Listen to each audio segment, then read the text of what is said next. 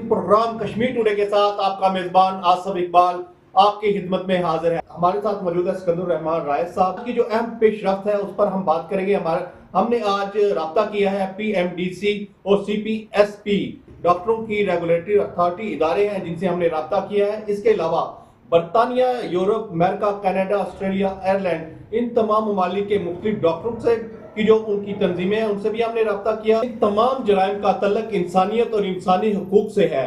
हमने इंसानी हुकूक के मुख्तलिफ वकला और तंजीमों से भी राब्ता किया है। उस प्रोग्राम को मैं ट्राई करूंगा कि लाइव किया जाए। आप हमारा प्रोग्राम लाजमी फेसबुक पर बराह रास्त देखिएगा। और कमिश्नर साहब हो गए, DC साहब हो गए, SSP साहब हो गए, और इन्होंने बड़े अहसन तरीके से इन सब चीज़ को टैकल किया और इस शहर के अमन को बाहर रखने में अपना किरदार अदा किया। हमें पूरा एतमाद है अपने इदारों पर। आज भी इस पे हम प्रोग्राम कर रहे हैं। हम प्रोग्राम ना करते होते फिर हम जेलों के सलाबों के पीछे होते। अगर इसकी जगह आपकी माँ होती, आपकी बहन होती या आपकी बच्ची होती तो आप पे क्या गुजरती। ये लिखते हैं कि इनके पास 250 हो या 300 की बात करते हैं।